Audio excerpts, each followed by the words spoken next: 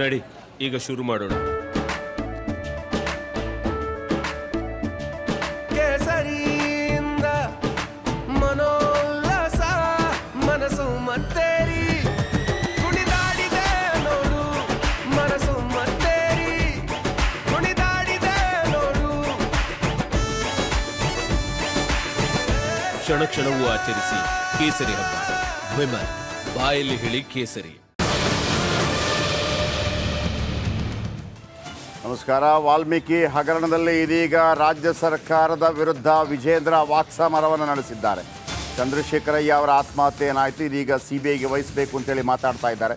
ವಾಲ್ಮೀಕಿ ಹಗರಣದಲ್ಲಿ ರಾಜಕೀಯ ವಾಕ್ಸಮರ ಜೋರಾಗಿದೆ. ಚಂದ್ರಶೇಖರ ಕೇಸ್ CBIಗೆ ವಹಿಸಲು ಆಗ್ರಹ ಜೋರಾಗ್ತಾ ಇದೆ. ಸಿದ್ದು ಸರ್ಕಾರಕ್ಕೆ ವಿಜೇಂದ್ರ 1 ವಾರದ ಡೆಡ್ಲೈನ್ ಗಡುವು ನೀಡಿದ್ದಾರೆ.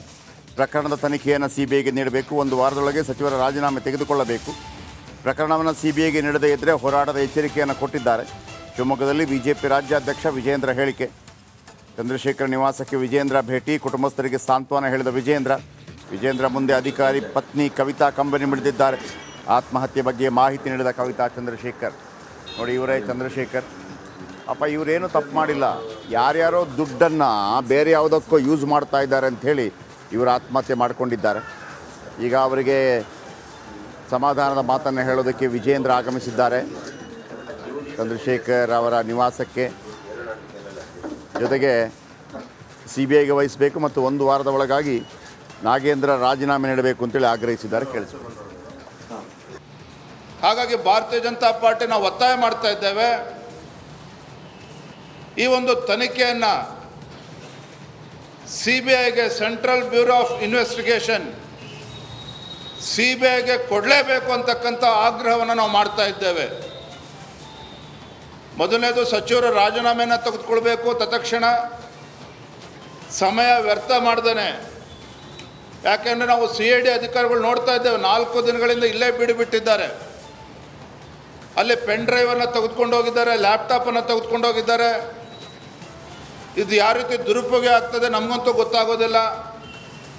ನಿಜವಾಗ್ಲೂ ಕೂಡ ನೀವು ಪ್ರಾಮಾಣಿಕರಿದ್ದರೆ ಇದನ್ನು ತತ್ಕ್ಷಣ CBI ತನಿಖೆಗೆ ನೀಡಬೇಕು ಅಂತೇಳಿ ನಾನು ಆಗ್ರಹವನ್ನು ಕೂಡ ಮಾಡ್ತಾ ಇದ್ದೇನೆ.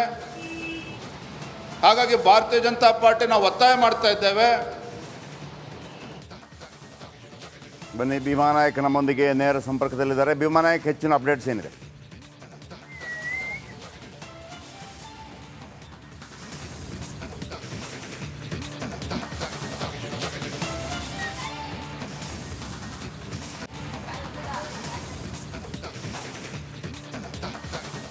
ಭೀಮಾನಾಯಕ್, ಧ್ವನಿ ಕೇಳಿಸ್ತಾ ಇದೆಯಾ?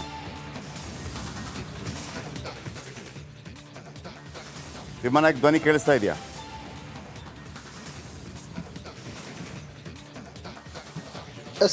ಕೇಳಿಸ್ತಿದೆ ಸರ್. ಓಕೆ, ಏನು ಅಪ್ಡೇಟ್ ಇದರ ಬಗ್ಗೆ?